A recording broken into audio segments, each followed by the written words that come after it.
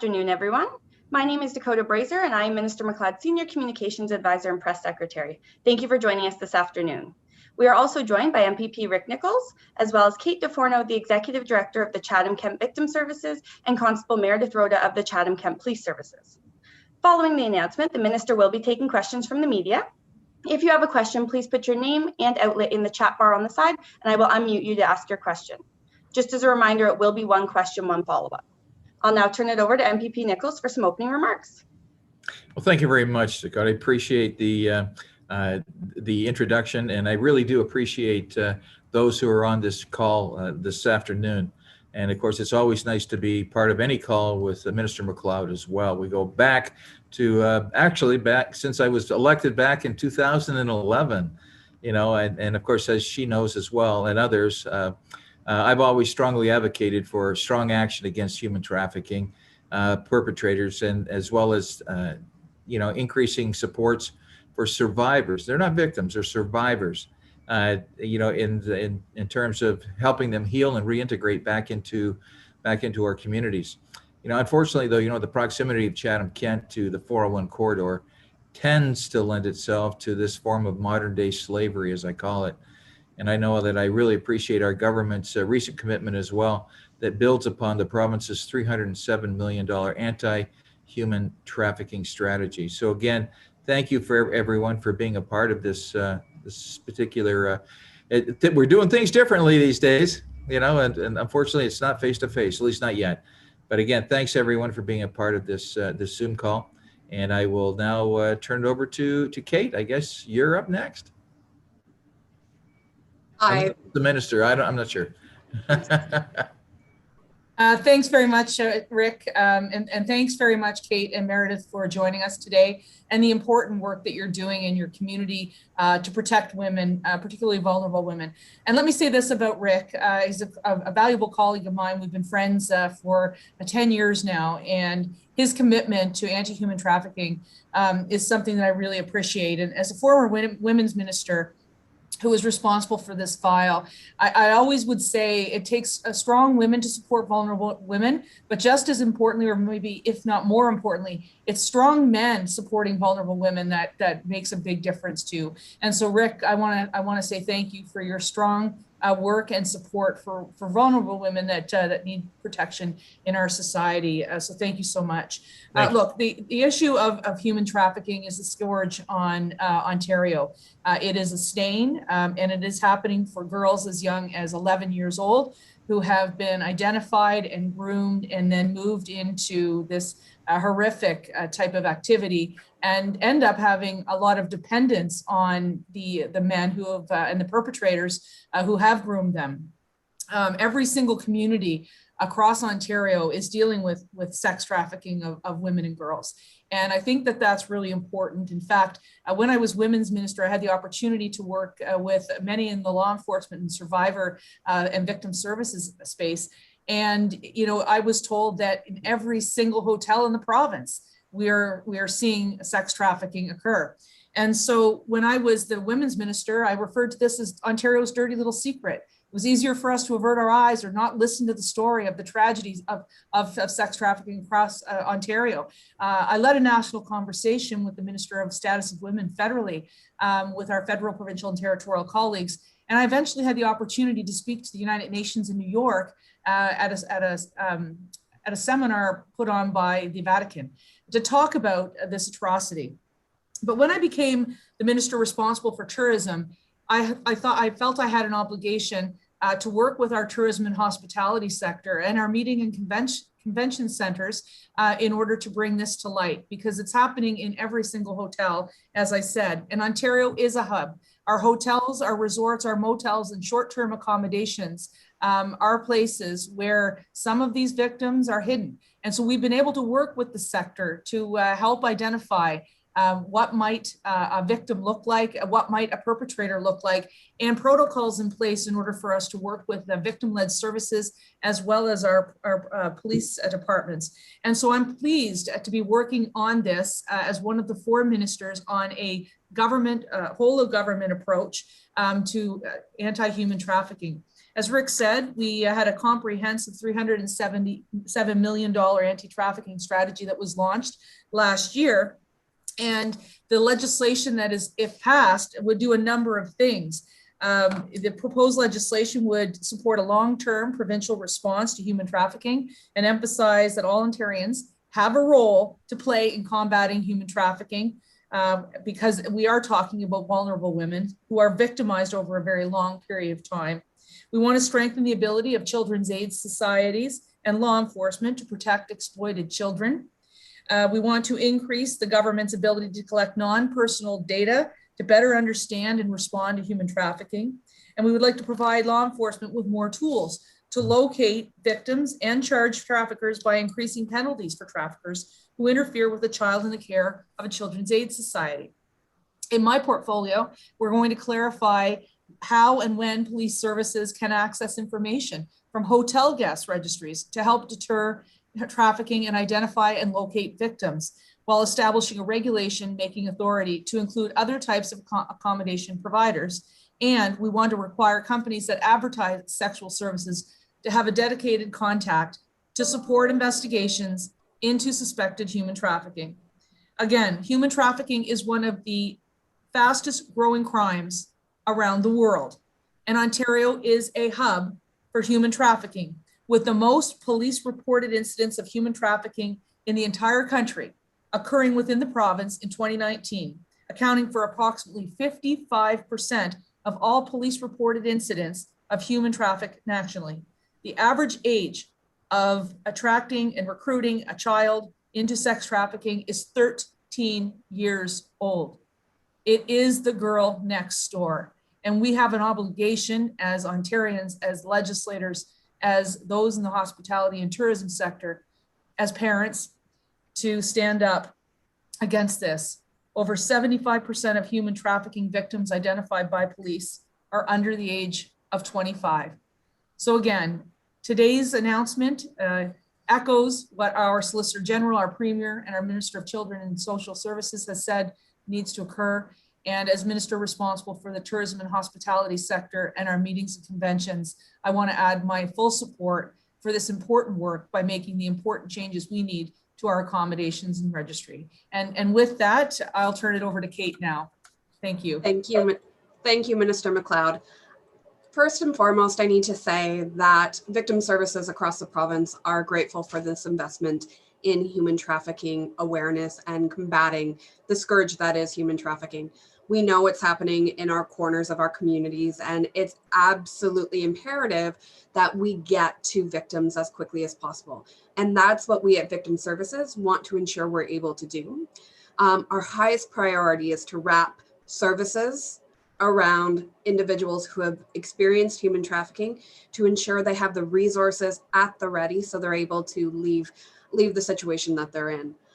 We're excited to work collaboratively with all interested community partners, because we know we will not be able to do this alone. Everyone has a role to play. The mom who's concerned her daughter's friend is disengaging with the world, the hotel clerk who's suspicious of an interaction that they witnessed, the wait staff who feels in their gut that something is wrong with a group of people having an early breakfast. We know that people need a place to make sure that they can have those questions answered. And we are grateful that here at Victim Services, we have the ability. You don't need to be referred to our agency to access services. If you are a victim of crime or a victim of human trafficking, you can call us.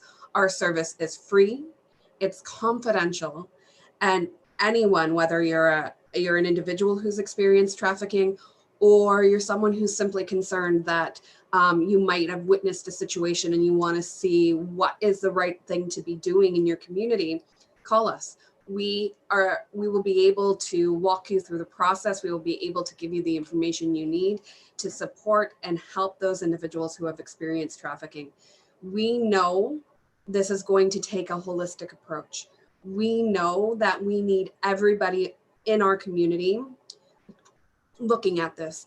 And one of the things that this anti-human trafficking strategy and this investment in it will ensure is that everybody is aware that human trafficking is happening in their communities, and everybody is going to be looking out for our vulnerable women and children who are experiencing trafficking in our communities.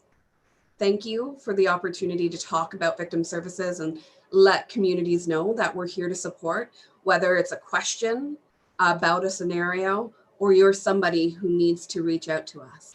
We will be able to help you navigate what comes next. So now I'm going to hand things over to Constable Meredith Rhoda, who I'm very lucky to work with very closely. And I'm grateful that she's going to be talking next about this topic because she has so much valuable information to share with communities. Well, thank you, Kate, and thank you everyone for including us. Chatham-Kent Police Service is very happy to have been included in this today.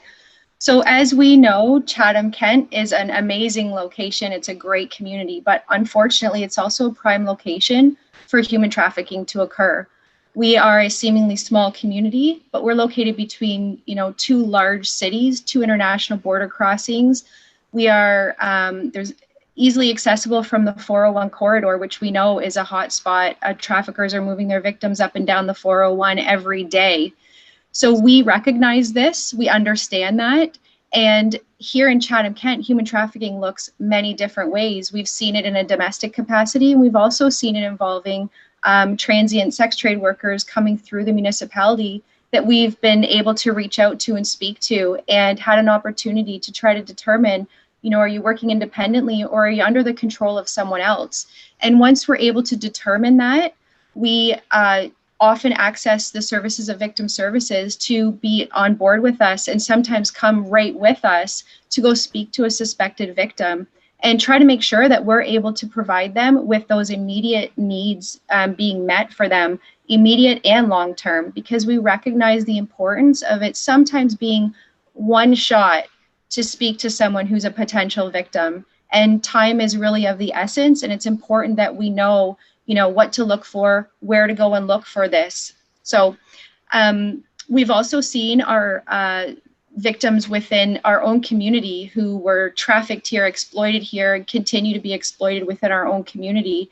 A lot of times that involves addiction issues and other social issues. We have a very diverse community here, and we have a lot of at-risk community groups. So we here at Chatham-Kent Police Service are very active in trying to fight human trafficking. We recognize the inevitable harm that this causes to victims, survivors, families, and our community. We know that human trafficking is closely linked to other violent offenses, and we have no place for that here in our community. We're a member of the Provincial Anti-Human Trafficking Strategy. We have been for several years. We work very closely with other police services and other community agencies, government and non-government, in continuing to help victims. We provide training for our frontline members as well as other specialty units. So we've provided in-service training, and we've also sent officers to the Ontario and Canadian Police College to learn about human trafficking investigations, to learn how to speak to victims, who to call if they suspect someone's being trafficked. We very much depend on the community to help us because they really are our eyes and ears. So several years ago, we recognized the fact that a lot of victims are being brought to our local motels. So we put together a warning signs checklist for the hotel staff, and we went around and we trained the management teams, and we said, listen, you need to speak to your staff and explain to them what to look for. So we provided them with laminated cards to post in their establishments, hotels, motels, some restaurants within Chatham-Kent as well. And they're looking out for these warning signs. We understand that human trafficking doesn't just happen in hotels and motels. So we've started reaching out to owners of Airbnbs, community members. Everyone needs to know what to look for and what to do if they suspect someone's being trafficked. We're committed to providing a wraparound support system for victims with the ultimate goal of turning a victim into a survivor. So thank you again for letting us be part of this, and we're very excited today. Thank you very much, everyone. Just a reminder, if you do have a question for the minister, if you could just put your name and outlet in the chat box on the side, and I can unmute you to ask your question. we'll just give it They may actually have a question for, you know, either law enforcement for Rick or victim services as well. So.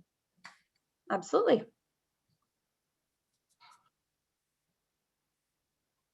Well, I know that nobody likes to go first, so who of our media would like to go second? I think we have Elwood from Chatham Perfect. Daily News. Yes. Oh, Elwood, good. So Elwood, I have unmuted you. If you just hit *6 on your phone, you should be able to ask your question there. Can you hear me? Yeah. Oh, you muted yourself. I'm just going to unmute you one more time. Just *6.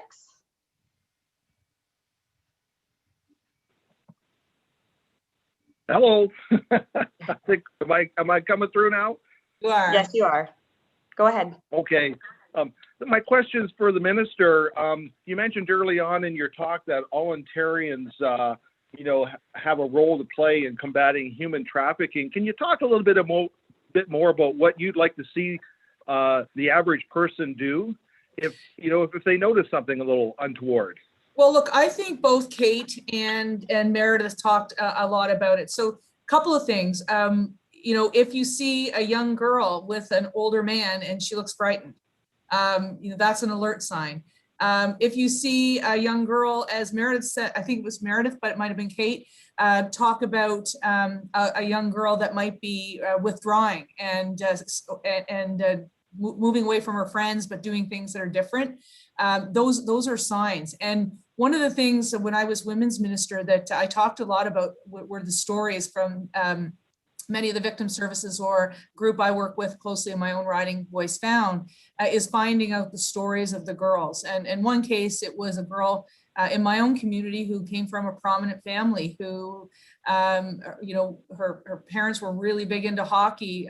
They looked like nothing could go wrong.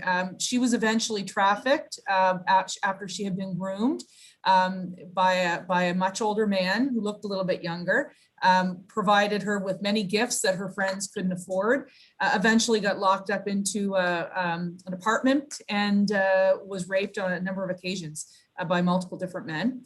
Another case that I'm familiar with in my community is a girl who was going to college in my city and got in with the wrong guy. And just to Meredith's point, you're looking at other types of criminal activity, and she may want to speak to this because he was collecting arms, and he was a member of a gang, and got her arrested. And in this particular case, I believe she ended up being completely ruined by him raiding her bank account.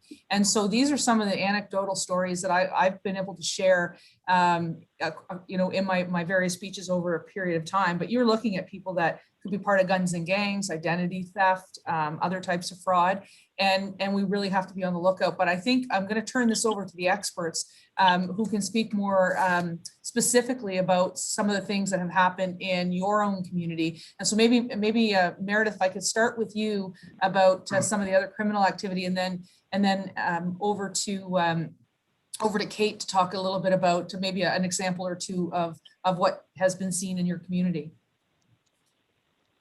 Yes, thank you. So as we know, human trafficking sometimes occurs within borders, but oftentimes it really is a borderless crime. And we are seeing individuals from the bigger cities coming down this way, and they usually are here for short periods of stay.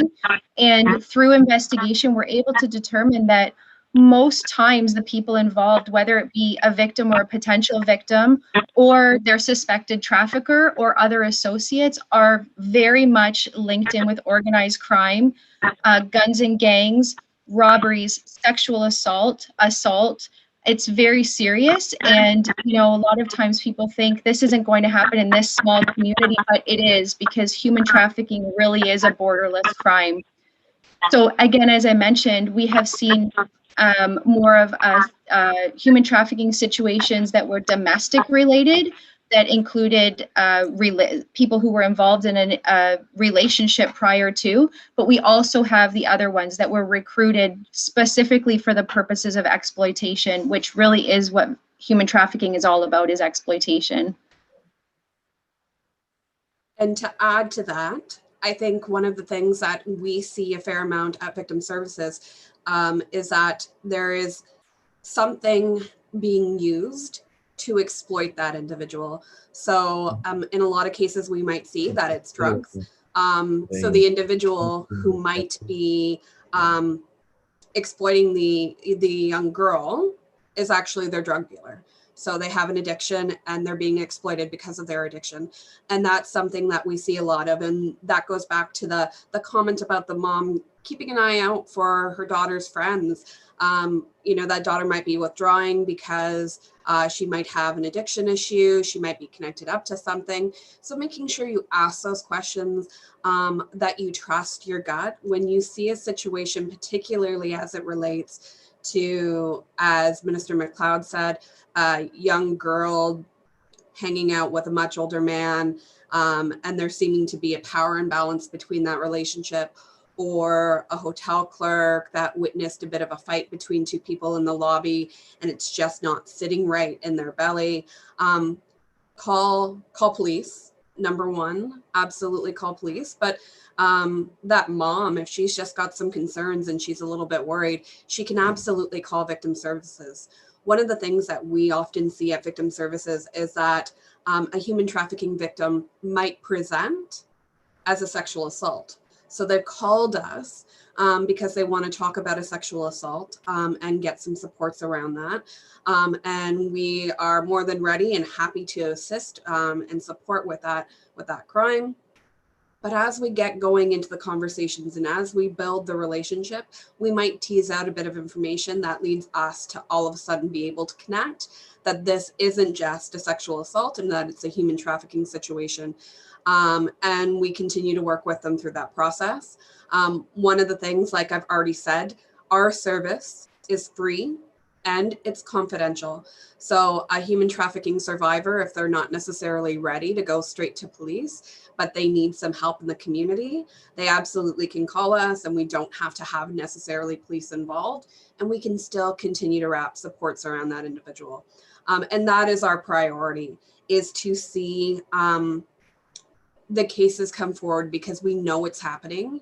We see it happening. And sometimes what we need is that push from the community members who are witnessing things to be able to come forward and have that conversation with either police or ourselves, so that we can get them the help they need, and police do what they need to do investigatively to make sure that the trafficker is caught. Would you have a follow-up? You'll have to hit *6 again. Yes. I wanted to ask Constable Rhoda. You mentioned that you provided some information previously to hotels and those type of establishments. Has that helped identify some potential victims or victims in the past? Yes, I can say yes, for sure. Just training the front desk staff and the management, and then them talking to oftentimes the housekeeping staff, we've been able to confirm with hotel staff that, you know, they really did recognize that something was going on. So whether we were there proactively in an attempt to speak to a suspected victim, or we were there just to see how things were going, and they said, you know, we really did notice something that you had said to look out for. We noticed that this individual didn't leave, you know, her room for several days on end. It was, you know, uncommon for that person to come down for breakfast or something like that. They were, you know, not seen for several days at a time. So we're continuing to encourage them to call if they suspect something's going on.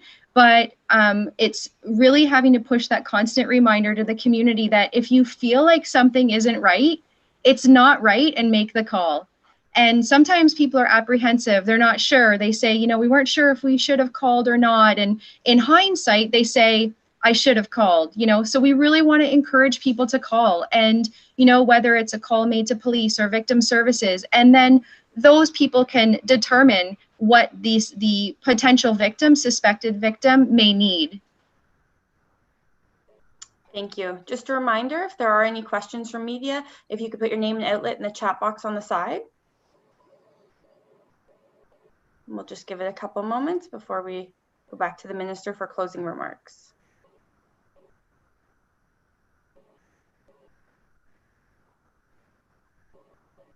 Okay, Minister.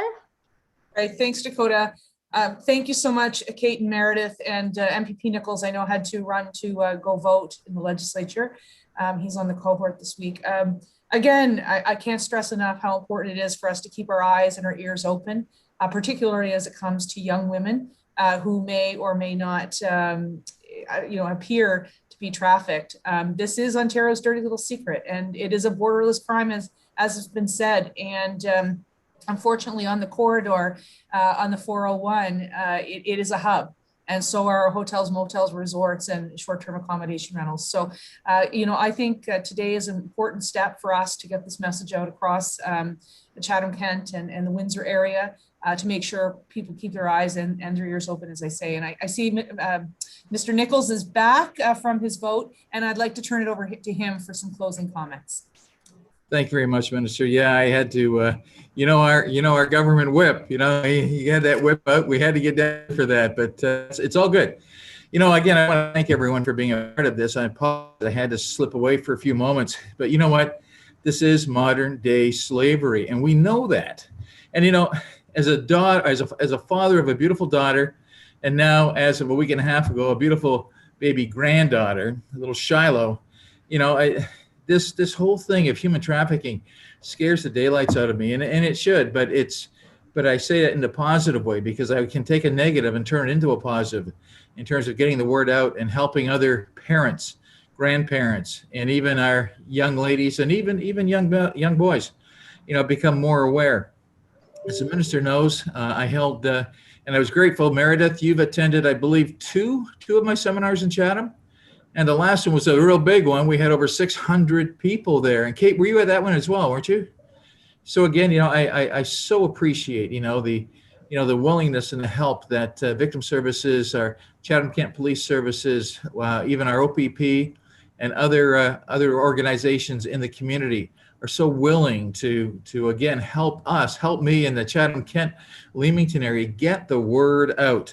It only takes a matter of seconds. You go into a place like McDonald's, and if you were to check out who's in there, and I know that some of these predators, as I call them, they'll go in and they'll just kind of identify young girls who are maybe sitting together, and then eventually they'll cherry pick and they'll find one, and they will follow that individual. And if, for example, they have it already prearranged with another one of their assistants, they'll scoop that unsuspecting victim into a van, and away they go, and it's just horrible. And so again, I want to thank everyone. We need to create that awareness with people. And Minister, I know that your ministry and with the help of Minister Dunlop as well, and our Solicitor General, Minister Jones, we are working so hard, in this government to bring that awareness and to stop. Our Minister of Infrastructure, Lori Scott, she introduced a bill, and the Minister McLeod had talked about it, the girl next door. And that has just rung a bell with everyone, so appropriately named. And of course, you just don't know. It's so unsuspecting. You think it'll never happen. We'll never think it happens in Chatham-Kent. But Meredith, Kate, you both know that it does. And I want to give a shout out to Chatham-Kent Police Services, because I understand my office has been working with the CKPS, and that you've had 16, was it Meredith? 16, you've broken up 16 rings, I guess, or you've leveled 16 human trafficking violations against individuals and groups. Is that correct? Laid 16 criminal charges just at the end of 2020. It was 2 separate investigations, but laid 16 criminal charges directly related to human trafficking. Well, I take my hat off to you, your department, Chief Khan, as well, because I work very closely with Chief Khan on a number of other things too. There's a drug bust that I was recently involved in too, that we got some good information for, and it turned into something very successful. So again, I think it's really, really important that we maintain that openness, that transparency. Working together, I think, is so very, very critical and important. And I know that Minister McLeod and her team have done just a fantastic job, and we will continue. This isn't just words and then it stops after, we sign off. We put our words into action, and we are going to be, because we need to keep our communities safe, because you never know, it could very well be the girl next door to you. So thank you, Minister McLeod. Thank you. Thank you. Thank you all so much. Stay Thank you for safe. joining, everyone.